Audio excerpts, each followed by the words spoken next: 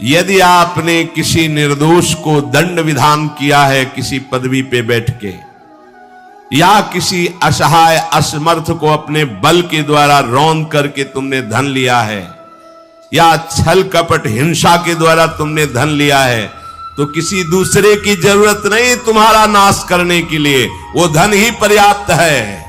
जो धन तुमने लिया है तुम्हें किसी दूसरे दुश्मन की जरूरत नहीं, वो धन ही तुम्हारा सर्वनाश कर देगा। देख लेना, खुद अनुभव कर लेना। इसी जीवन में तुम्हें अनुभव होगा कि मैंने बहुत गलत किया है। मरते समय तक तुम्हें बोध हो जाएगा कि तुमने क्या किया है।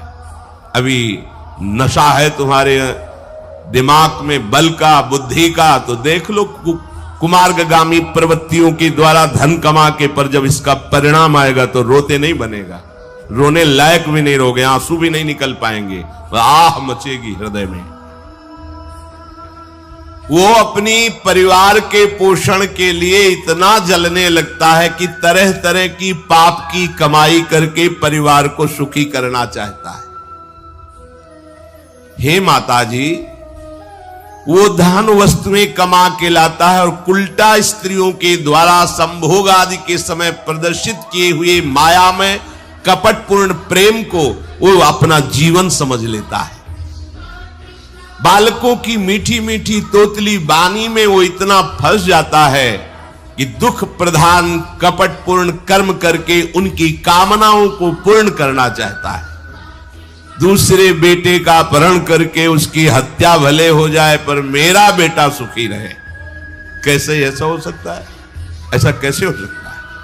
अगर किसी को तुमने 100 आंसू गिराए हैं तो 10,000 आंसू तुम तैयार रखो, तुम्हारे 10,000 आंसू गिरेंगे। तुमने किसी को अगर एक बार भी कटुवचन बोला है तो 10 बार तुम्हें कटुवचन सहना पड़ेगा। ये भूमि है, जैसे एक दाना फेंको तो सैकड़ों दाना पैदा कर देती, इसे कर्म भूमि कहते हैं। तुम्हारा कर्म बहुतायत होकर तुम्हें फल देगा, अच्छा या बुरा, जैसा कर्म किया है। अब वो सोचता है कि धन के द्वारा हम अपने और अपने परिवार के दुख का नाश कर लेंगे। इसी में वो सुख मानने लगता है कि एन केन प्रकारेण दंभ कपट पाखंड झूठ हिंसा दुराचार व्यभिचार, कैसे भी हो धन मिलना चाहिए।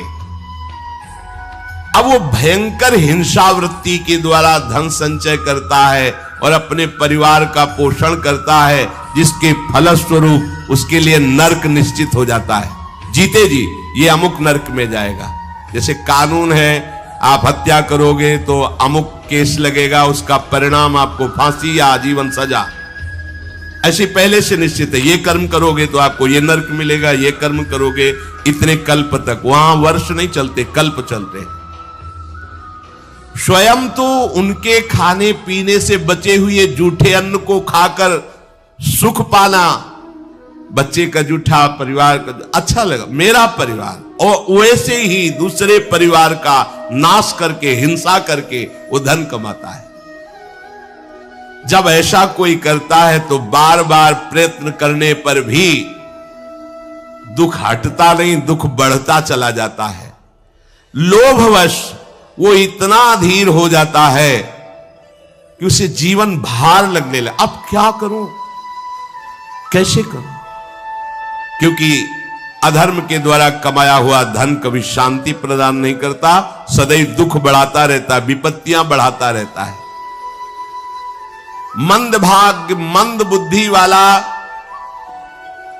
पूरा जीवन व्यतीत हो गया अधर्म करते हुए, अब आया बुढ़ापा, चिंता छा रही है, लंबी लंबी सांसें ले रहा है, कोई उससे बात नहीं कर रहा है। जिनका पालन पोषण किया है वही पुत्र परिवार उसको देखना भी पसंद नहीं करते। खूब खूब खास के थूकता है बुढ़ा, घर के बाहर सब गंदगी फैलाए है। अगर कहीं साइड में कमरा है, पिछवाड़े टाइप कहीं हो तो ऐसे रखे जाते बूढ़े बाड़े, इज्जत खराब होती। सामने ही प्रवेश होते, खांस रहे बैठे हैं, कोई उनका आदर नहीं करता। जैसे किसान बूढ़े बैल की उपेक्षा कर देता है, ऐसे परिवार वाले उसकी उपेक्षा कर देते हैं। फिर भी उसे घर से वैराग्य नहीं होता, हरि की याद नहीं आती। उसने स्वयं जिनको पाला था वही उसका निरादर